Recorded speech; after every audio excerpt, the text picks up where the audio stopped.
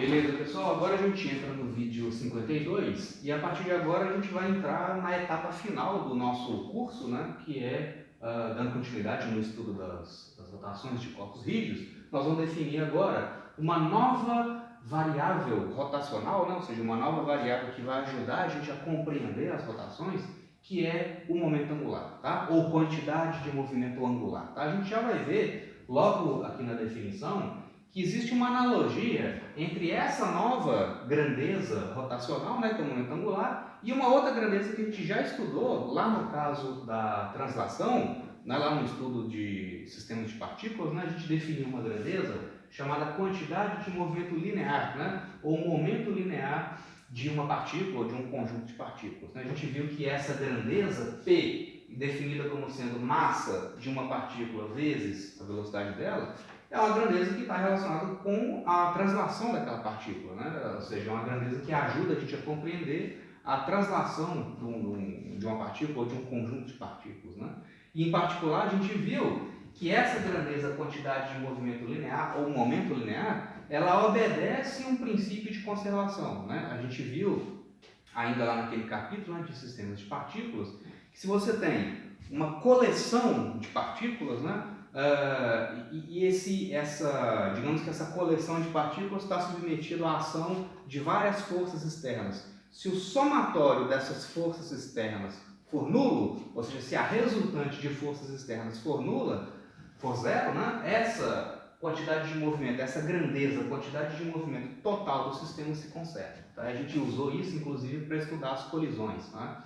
A gente viu que no caso de colisão de duas partículas, por exemplo, duas bolas de sinuca, por exemplo, igual a gente fez, né, em vários casos, quando você tem uma colisão ou uma explosão, né, as forças internas são muito mais relevantes do que as forças externas. Então, como as forças externas são desprezíveis, então eu tinha conservação da quantidade de movimento daquele sistema. Tá? Então, a quantidade de movimento a quantidade de movimento total do sistema antes da colisão era igual à quantidade de movimento do sistema após a colisão. Né? Isso é conservação. Tá? E a gente vai ver então que o momento angular obedece também a um princípio de conservação. Tá, ok? Bom, então assim, a gente vai definir essa nova grandeza, né? E vamos ver algumas propriedades dela. Né? Então, de novo, o tempo todo a gente está fazendo isso nesse capítulo de rotações. Né? A gente está pegando grandezas que a gente já havia estudado lá no caso da translação, velocidade, aceleração, força, momento linear, enfim, pegando essas variáveis e reescrevendo ou definindo uma série de outras variáveis que são mais adequadas para o estudo das rotações, né? E fazendo analogia entre elas. Então a gente sabe que tem uma analogia entre velocidade tangencial e velocidade angular, entre aceleração tangencial e aceleração angular. Né? Existe uma analogia entre massa e momento de inércia, entre força e torque. Inclusive a gente reescreveu a segunda lei de Newton usando variáveis rotacionais, né? Porque a gente viu que isso simplifica o estudo das rotações. E agora essa última analogia que a gente vai fazer entre uma grandeza linear, né? Uma grandeza translacional e uma grandeza rotacional, tá? Que é o momento angular. Então, como eu falei, né? Essa grandeza também vai obedecer a um princípio de conservação. Vai ser o terceiro grande princípio de conservação que a gente vai estudar aqui no curso. O primeiro foi a conservação da energia, o segundo foi a conservação do momento linear de um sistema de partículas e, na sequência, a gente vai ver a conservação do momento angular. Só para servir de motivação aqui para a gente, né, tem algumas coisas que realmente são muito curiosas e que tem a ver com essa grandeza, né, chamada momento angular. Vocês já devem ter visto, provavelmente, né, aí em algum momento da vida, as órbitas dos planetas em torno do Sol. E a gente percebe, não só os planetas, né, asteroides, cometas, a gente percebe que praticamente todos os corpos que giram em torno do Sol, eles giram, as órbitas, né, o sentido da translação é o mesmo para praticamente todos os corpos do Sistema Solar. Né? Então você tem aqui o Sol no centro, né, olhando do ponto de vista aqui de um referencial externo, você tem os planetas, os asteroides, enfim, tudo girando em torno dele. Não são órbitas circulares, né, obviamente, mas em primeira aproximação são órbitas, né, pelo menos no caso dos planetas, as órbitas são aproximadamente circulares, exceto Plutão, né, que ele tem uma órbita bem estranha, né, uma órbita muito longa e muito achatada, né, mas os outros todos têm uma órbita bem aproximadamente circular. Tá? E aí esse movimento de translação ele acontece no mesmo sentido para praticamente todos os corpos do Sistema Solar. E mais do que isso, além da translação dos corpos acontecer mais ou menos, além da translação de praticamente todos os corpos, né, acontecer no mesmo sentido, a rotação dos planetas também acontece no mesmo sentido, exceto Vênus e Netuno, se não me engano, que eles têm o que eles chamam de rotação retrógrada, né? Mas todos os outros, de Mercúrio, Terra, Marte, até Plutão, todos os planetas têm o mesmo sentido, a mesma orientação para a sua rotação, né? Então você tem aqui o planeta, né? Você tem aqui o eixo de rotação dele com uma certa inclinação e você tem aqui o movimento de rotação em torno do próprio eixo, né? Para praticamente todos os planetas do Sistema Solar tem a rotação acontecendo no mesmo sentido, né? Como eu falei, exceto dois, se não me engano, Vênus e Netuno. Provavelmente, durante a formação deles, né, eles passaram por alguma perturbação, alguma coisa colidiu com esses planetas, né, e inverteu o sentido da rotação deles. Mas, em geral, todos os planetas giram no mesmo sentido. Ou seja, se a gente fosse lá para Mercúrio, a gente ia ver o Sol nascendo no leste e se pondo no oeste. Se a gente fosse lá para Júpiter, se fosse possível, né, porque Júpiter é um planeta gasoso, né, ele não é sólido, mas se fosse possível chegar lá em Júpiter, a gente veria o Sol nascendo no leste e se pondo no oeste, sempre assim. Então é muita coincidência, vocês não acham? Olha só, você vê todo mundo praticamente girando em torno do Sol, com a mesma orientação, né, e todos com a mesma rotação. Então tem que ter algum princípio físico que explique isso. Por que não está cada um girando de um jeito, seja na rotação, seja na translação, né? Isso tem a ver com a conservação do momento angular, tá ok? Tem a ver com a conservação da rotação da nuvem progenitora que gerou o Sol e os planetas e, devido a esse princípio de conservação do momento angular, essa rotação inicial se preservou até os dias de hoje. Tá? Então a gente vai discutir isso com mais cuidado, mas só para servir de motivação aqui para a gente, né? Que essa grandeza vai permitir a gente explicar alguns fenômenos interessantes, tá, ok? Que a gente vê aí na natureza. E essa conservação da quantidade de movimento angular, né? Ela se aplica desde a escala atômica até a escala astronômica, né? Isso aqui também vale para galáxias, enfim, né? Para planetas e tudo mais, ok?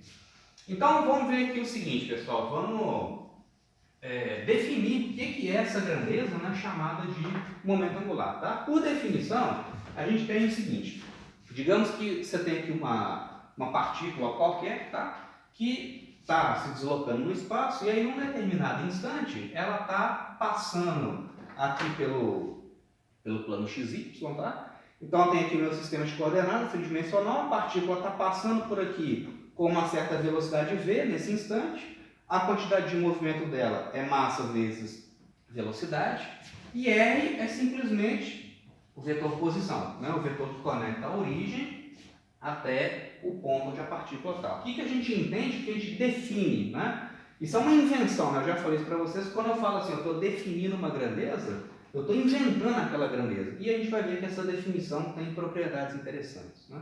Então, por definição, o L, que é o momento angular, ou quantidade de movimento angular, é igual ao produto vetorial do vetor posição com a quantidade de movimento daquela partícula. Tá? Cuidado para não confundir essa definição com a definição de torque. O torque é R vec força. Tá? Aqui o momento angular é R vec P. R vec quantidade de movimento linear. Tá, okay? Então você vê que tem uma conexão entre uma variável translacional e a variável rotacional.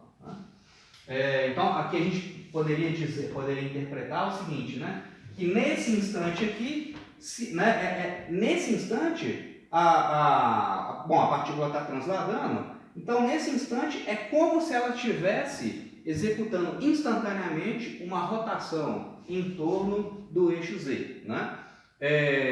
E essa rotação é medida, essa rotação instantânea é medida em termos dessa grandeza L, né? Que é o R vec mv. tá? Então a gente poderia dizer que esse pedacinho aqui da trajetória é um pedacinho de círculo, por exemplo. Então, momentaneamente, a partícula está executando um movimento de rotação em torno do eixo Z. E essa rotação é medida em termos do R. Tá? Isso assim, só uma interpretação qualitativa. Tá? Que a rigor, né, esse corpo aqui, ele não está girando o tempo todo em torno do eixo Z. Ele só está passando por aqui. Né? E a gente define o momento angular dele, nesse instante, usando esse produto vetorial. Então aqui, usando a regrinha da mão direita, né, para onde que vai estar apontando o vetor L? Bom, você tem aqui o vetor posição, R, né, que é esse vetorzinho aqui, ó, nesse sentido. Ambos estão no plano nesse exemplo, tá? Tanto o R quanto o P. Então você tem o R apontando para cá e o P, né, o vetor P, apontando para cá. Né? Então você tem o R para cá e a quantidade de movimento para lá. Então, se você faz o R vec P, joga o R em cima do P, né? Joga o R em cima do P e estica o dedão. Você vai ter o momento angular naquele instante. Né? O momento angular associado ao movimento da partícula naquele instante. Tá? Em unidades, né? Isso aqui é unidade de metro, né? E isso aqui é quilograma vezes metro por segundo. Então, quilograma metro quadrado por segundo. Tá? Sempre que você quiser saber a unidade de uma grandeza física, você tem que pegar a equação que define aquela grandeza. Né? Então, no caso, é essa definição aqui. Quilograma, metro por segundo. Então, quilograma, metro quadrado por segundo. Tá? Uma outra maneira também de entender o momento angular é o seguinte, né? Eu trouxe esse desenho aqui para cá, girei ele um pouquinho só para ficar mais fácil a gente enxergar. Né? Digamos, você tem aqui um vetor posição, R. Esse ângulo θ é o ângulo entre a quantidade de movimento e o vetor posição, não o vetor R, então está aqui o ângulo θ. Repara o seguinte, né? Para cada par R e P, para um dado ângulo θ, eu posso pegar o P e decompor em duas componentes. Posso pegar o P, decompor numa componente que é paralelo ao vetor posição e uma componente que é perpendicular ao vetor posição. Né? Então, o P paralelo e o P perpendicular. Né? Esse símbolo aqui é o símbolo de perpendicular. Né? Então, você teria aqui que o P cosseno de θ e o P seno de θ. Né? Pela definição aqui, ó, o que é o L? R vec P. Em módulo, o que é o módulo de L? Por definição, é módulo do primeiro, módulo do segundo, tá aqui, vezes o seno do ângulo entre eles, que é aqui o seno de θ. Né? Então, o que é isso aqui, gente? P vezes seno θ. P vezes seno de θ é a componente do momento linear que é perpendicular ao vetor posição. Né? Então, a gente pode enxergar o momento angular dessa forma. Né? É o produto, em módulo, né? O L é o produto do vetor posição, o módulo do vetor posição, vezes a componente da quantidade de movimento perpendicular ao vetor posição. Tá? Então, isso aqui vem justamente da definição geral. Tá? R vezes o P perpendicular, ou simplesmente R vezes P seno θ. Beleza? Então, aí, dada essa definição inicial, né, vamos ver algumas propriedades dela, tá? Algumas consequências dessa definição. A primeira aqui é o seguinte, né? Vamos ver se existe uma conexão entre essa grandeza que eu acabei de inventar, que é o momento angular, e a velocidade angular de um corpo em rotação. Porque para a quantidade de movimento linear, tem uma relação entre P e V. Né? O P é proporcional ao V. Será que isso é verdade para o caso do momento angular? Então vamos pegar um corpo, né, uma partícula, por exemplo, que está em rotação aqui no plano XY, e está girando, né, com um certo raio, em torno de um eixo de rotação que está fixo, tá ok? Então aqui você tem o eixo Z, e aí nessa partícula está girando com o módulo do raio que é constante, então movimento circular, tá?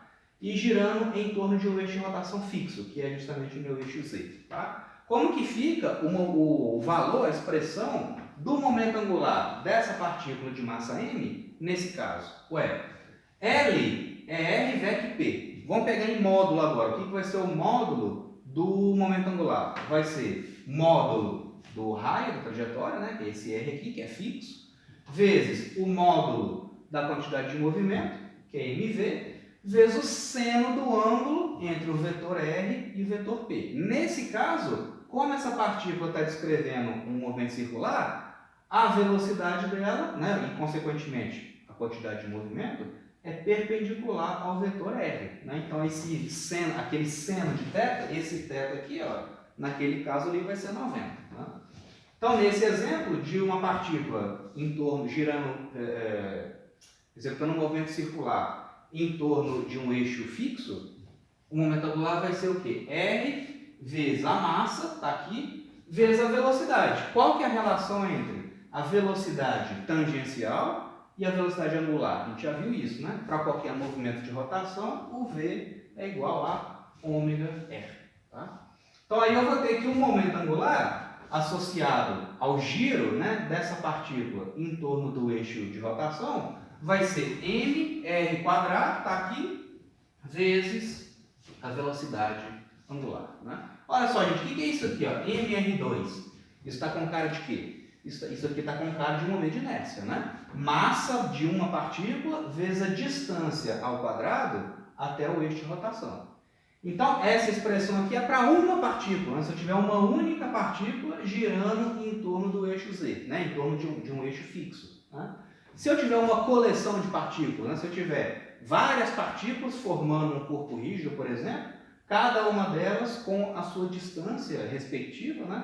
Até o eixo de rotação. Ué, eu vou ter então o L total daquele sistema. Qual que vai ser o L total? Vai ser o mr² para a partícula 1 vezes ômega, mais o mr² para a partícula 2 vezes o ômega, mais o mr3, vai ser m1r1² vezes ômega para a partícula 1, m2r² para a partícula 2, m3r3², né, para a partícula 3 e assim sucessivamente. Tudo isso multiplicado por ômega. Né? E é o mesmo ômega para todo mundo. Então, se eu quiser saber o momento angular total de uma coleção de partículas, de um corpo, né, que está girando em torno de um eixo fixo, o que vai ser o momento angular total? Vai ser simplesmente isso aqui, que vai ser o momento de inércia, vezes a velocidade angular. Né? Então, o momento angular é o momento de inércia, no caso, se eu tiver um corpo, né, uma coleção de partículas, o L total vai ser o momento de inércia total, né, daquele corpo, vezes o vetor velocidade angular.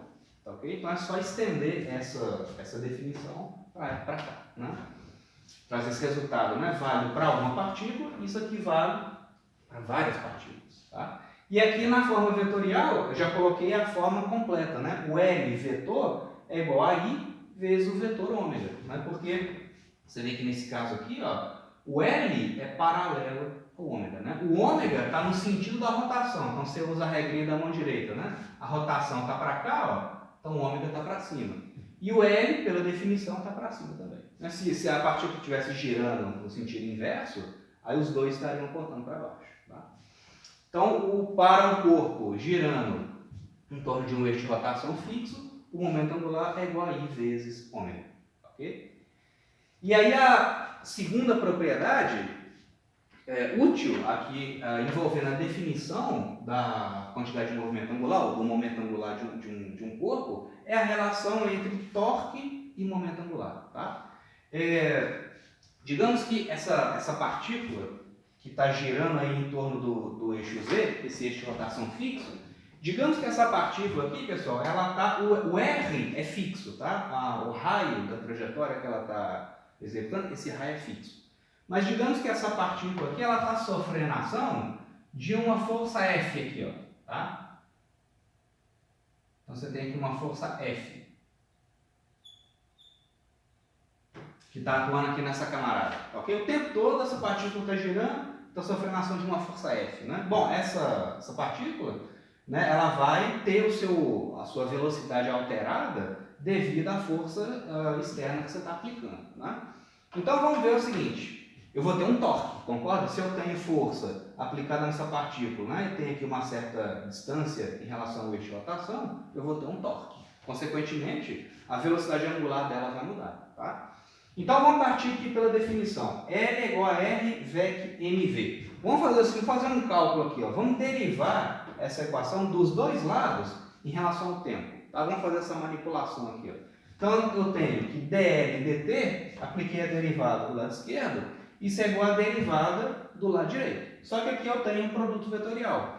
Como que você deriva um produto vetorial? Muito parecido com a maneira como você deriva multiplicação de funções.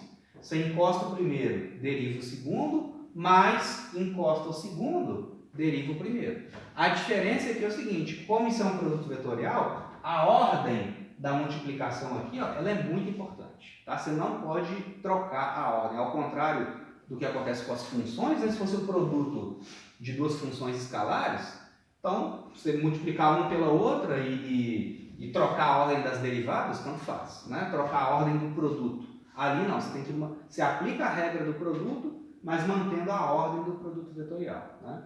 Então, se você aplica aqui a derivada dl dt, e é igual, isso vai ser encosta o primeiro, está aqui, multiplica vetorialmente, né? Pelo segundo, a derivada do segundo, então encosta o primeiro, deriva o segundo, ó, ddt de mv, mais encosta o segundo e deriva o primeiro, mantendo a ordem, né? Então encosta o segundo e deriva o primeiro, né? Então vai ficar rvec ddt de mv mais dr dt vec mv, tá? É só aplicar a regra do produto mantendo esse cuidado com a ordem do produto vetorial, né? O que é isso aqui, gente? Olha só. Vamos pegar esse primeiro termo, rvec ddt de mv. Olha, a massa da partícula é fixa, então não deriva. O que vai sobrar então a derivada da velocidade, dv dt. O que é dv dt? É a aceleração. E o que é massa vezes aceleração? É a força resultante. Então, dl dt vai ser r vec, a força resultante que está atuando naquela partícula, né? Mais dr dt vec mv. Mas o que é dr dt? O que é a derivada do vetor posição? É justamente a velocidade, né? Então, dr dt é a velocidade. Você vai ter v produto vetorial com mv. Produto vetorial de um vetor com ele mesmo é zero, né? Então, o que essa equação está dizendo para a gente é o seguinte, que a taxa de variação do momento angular, ou seja, dl dt, é igual a r vec força resultante, atuando naquela partícula. Ué, mas o que é r vec força? R vec força não é justamente o torque? Então, o torque total atuando naquela partícula vai ser igual à taxa de variação do momento angular dela. Se eu tiver várias partículas e várias forças atuando em cada uma delas, eu vou ter um torque total atuando num corpo, por exemplo. Esse torque total é igual à taxa de variação do momento angular total daquele corpo, né? Então, a relação entre torque e taxa de variação do momento angular. Se eu tenho torque, o momento angular do sistema se modifica, né? dl dt. Ok? E aí você vê como é que essa definição ela faz sentido, né? Essa aqui, eu posso aplicar essa relação para recuperar a segunda lei de Newton, aquela informação que eu já tinha, que é a segunda lei de Newton aplicada para as rotações. Olha só, vamos pegar essa equação aqui, ó, e aplicar para um corpo que está girando em torno de um eixo de rotação fixo. Olha só, torque é dl dt, mais o momento angular de um corpo girando em torno de um eixo fixo é I vezes ômega. Então pega essa expressão aqui e insere ela aqui, ó. Eu vou ter que o torque total é igual a ddt de L. Mas quem que é L? Para um corpo em rotação em torno de um eixo fixo, vai ser I vezes ômega. Está aqui, ó, I vezes ômega. O momento de inércia depende do quê? Depende da massa do corpo, né, da massa das suas partículas e da distância de cada uma delas até o eixo de rotação, né? E essa grandeza é constante, né? Porque a massa não está variando e o formato do corpo não está variando também, é um corpo rígido, né? Então, esse I aqui vai sair da derivada, vai derivar só o ômega. O que é d ômega dt? D ômega dt é o meu alfa, é a aceleração angular. Então, você vê que o torque total aplicado num corpo em rotação, em torno de um eixo fixo, é igual a I vezes alfa, que é justamente a a segunda lei de Newton escrita na forma rotacional. Né? Então a gente foi capaz de chegar no mesmo resultado que a gente já conhecia, usando a definição dessa nova grandeza, que é justamente o momento angular. Tá? Então você tem o seguinte, né? Se você tem uma ou mais partículas, né, em rotação e você aplica um torque nelas, né, você aplica um torque naquele corpo, você vai produzir aceleração angular, ou seja, você vai modificar o estado de movimento rotacional daquele corpo. Assim como uma força resultante produz aceleração, lá no caso da segunda lei de Newton, né, na forma original, um torque resultante aplicado num corpo vai modificar o seu estado de rotação. Tá? Que é torque igual a I vezes alfa. Tá? Esse resultado a gente já conhecia. Beleza? Então essas são as definições iniciais, né, dessa grandeza. Aí já no próximo vídeo a gente vai explorar um pouco mais, né, essa definição e fazer alguns exemplos.